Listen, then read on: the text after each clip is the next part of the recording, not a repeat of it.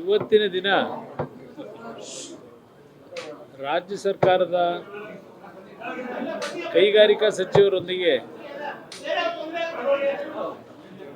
ರಾಜ್ಯದಲ್ಲಿ ಹಾಗೂ ವಿಶೇಷವಾಗಿ ಕೆಲವು ಕೈಗಾರಿಕೆಗೆ ಸಂಬಂಧಪಟ್ಟಂಥದ್ದು ಮಂಡ್ಯದಲ್ಲೂ ಸಹ ಜನತೆಯ ನಿರೀಕ್ಷೆ ಏನಿದೆ ಆ ಭಾಗದಲ್ಲಿ ನನ್ನನ್ನು ಆಯ್ಕೆ ಮಾಡಿದ ಮೇಲೆ ಆ ಹಿನ್ನೆಲೆಯಲ್ಲಿ ಇವತ್ತು ರಾಜ್ಯ ಸರ್ಕಾರದ ಕೈಗಾರಿಕಾ ಸಚಿವರ ಜೊತೆ ಸರ್ಕಾರದ ಹಲವಾರು ಇಲಾಖೆ ಅಧಿಕಾರಿಗಳೊಂದಿಗೆ ಒಂದು ಸಭೆಯನ್ನು ಕರೆದಿದ್ದಾರೆ.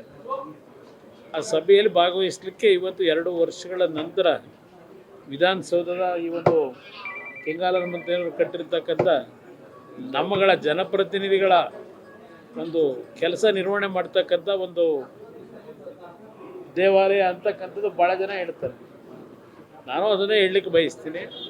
ಆದರೆ ನಾನು ಹೃದಯದಿಂದ ಹೇಳ್ತಾ ಇದ್ದೇನೆ, ಇದು ಸಾರ್ವಜನಿಕರಿಗೆ, ಈ ನಾಡಿನ ಪ್ರತಿಯೊಂದು ಸಂಕಷ್ಟದಲ್ಲಿರ್ತಕ್ಕಂಥವರಿಗೆ ಸೇವೆ ಸಲ್ಲಿಸ್ತಕ್ಕಂಥ ಒಂದು ದೇವಾಲಯ ಇದು.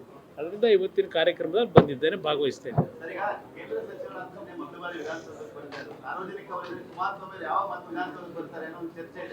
ನೋಡೋಣ, ಅದೆಲ್ಲ ಭಗವಂತ ನಿಗದಿ ಮಾಡ್ತಾನೆ.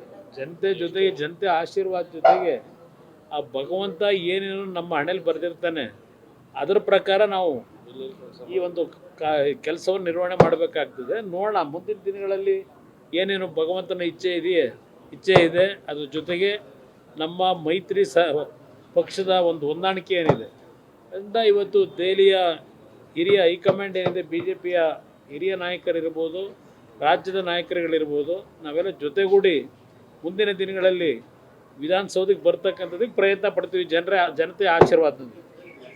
ಕ್ಷಣ ಕ್ಷಣದ ಸುದ್ದಿಗಳಿಗಾಗಿ ಫ್ರೀಡಂ ಟಿವಿ ಸಬ್ಸ್ಕ್ರೈಬ್ ಮಾಡಿ, ಲೈಕ್ ಮಾಡಿ ಹಾಗೂ ಫಾಲೋ ಮಾಡಿ. ಹೊಸ ಸುದ್ದಿಗಳ ನೋಟಿಫಿಕೇಶನ್ಗಾಗಿ ಬೆಲ್ ಐಕಾನ್ ಮೇಲೆ ಕ್ಲಿಕ್ ಮಾಡಿ.